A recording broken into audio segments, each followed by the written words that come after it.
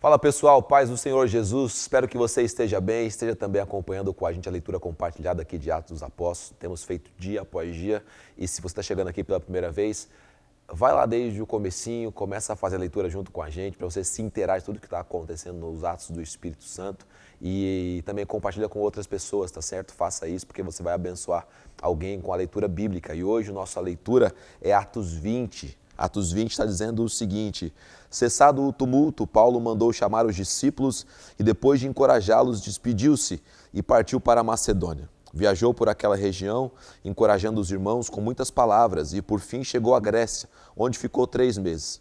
Quando estava a ponto de embarcar para a Síria, os judeus fizeram uma conspiração contra ele.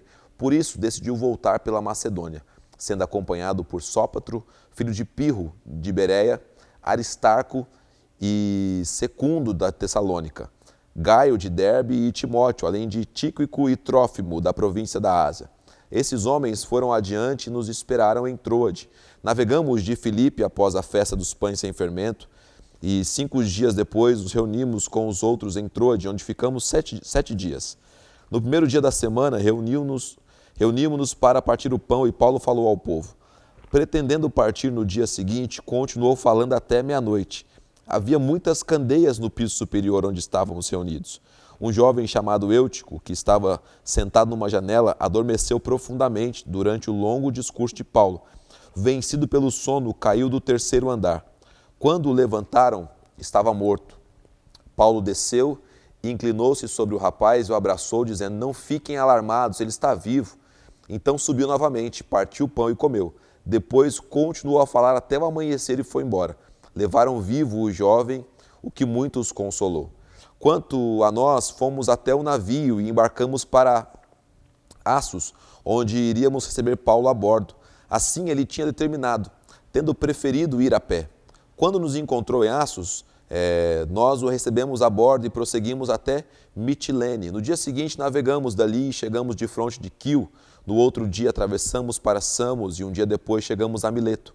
Paulo tinha decidido não aportar em Éfeso, para não se demorar na província da Ásia, pois estava com pressa de chegar a Jerusalém, se possível antes do dia do Pentecoste. De Mileto, Paulo mandou chamar os presbíteros da igreja de Éfeso.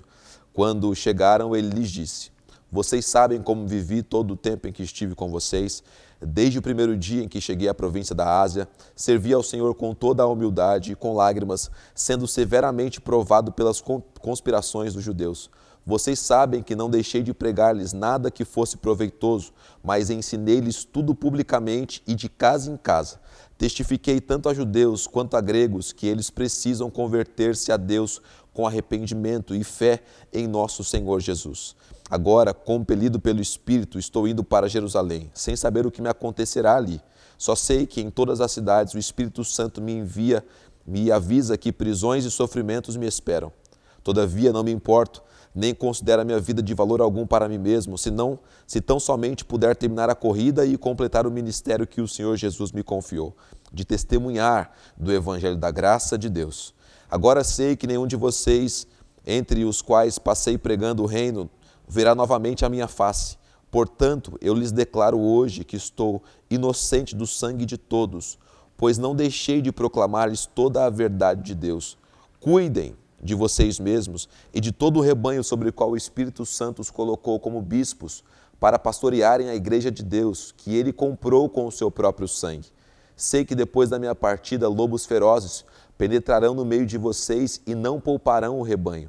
E dentre vocês mesmos se levantarão homens que torcerão a verdade, a fim de atrair os discípulos. Por isso vigiem. Lembre-se de que durante 3 anos jamais cessei de advertir cada um de vocês disso, noite e dia, com lágrimas. Agora eu os entrego a Deus e à palavra da sua graça, que pode edificá-los e dar-lhes esperança entre todos os que são santificados. Não cobicei a prata, nem o ouro, nem as roupas de ninguém. Vocês mesmos sabem que essas minhas mãos supriram minhas necessidades e as de meus companheiros. Em tudo o que fiz, mostrei-lhes que, mediante trabalho árduo, devemos ajudar os fracos, lembrando da palavra do próprio Senhor Jesus, que disse: há maior felicidade em dar do que em receber. Tendo dito isso, ajoelhou-se com todos e orou. Todos choraram muito e, abraçando-o, beijavam. o que mais entristeceu foi a declaração de que nunca mais veriam a sua face. Então o acompanharam até o navio. Esse é o registro de Atos 20, é uma leitura maravilhosa, né? Você vê a trajetória do apóstolo Paulo, o discernimento que ele tinha, a capacidade que Deus deu para ele de prever situações, como o Espírito Santo falava com ele. Aqui você percebe isso, ele dizendo que em todas as cidades que ele chega, o Espírito Santo o avisa, fala com ele. Isso é maravilhoso, saber que nós temos, né, o Espírito Santo falando conosco. É interessante também nesse capítulo a passagem onde eu cai da janela, né, aquele jovem, depois de ouvir o apóstolo Paulo por algumas horas, vencido pelo sono, cansaço, o dia todo ali junto com os irmãos, ele cai da janela do terceiro andar, morre, mas Paulo, com graça de Deus, o ressuscita, ministra ali sobre ele vida e ele passa a viver. Outra coisa interessante que você vai encontrar aqui no capítulo 20, que chamou a minha atenção, é quando ele fala que os lobos penetrarão, lobos ferozes penetrarão no meio de vocês, ou seja, pessoas de fora vão penetrar no meio deles para poder prejudicá-los. Mas diz também que homens de dentro distorcerão a verdade. Esse é o perigo da igreja hoje. Os que vêm de fora querem nos destruir, mas os de dentro prejudicando, distorcendo a verdade e a palavra de Deus. E aí Paulo diz, eu preguei o evangelho do começo ao fim para vocês. E sobre isso ninguém pode imputar um mal sobre mim. Esse trecho aqui me chamou muito a atenção. E o texto aqui encerra dizendo que as pessoas que estavam com Paulo ali, o ouvindo, se entristeceram muito, porque não o veriam mais. E aí você percebe também que eles o abraçam, eles beijam Paulo, todos choram muito por saber dessa despedida que nunca mais iria acontecer.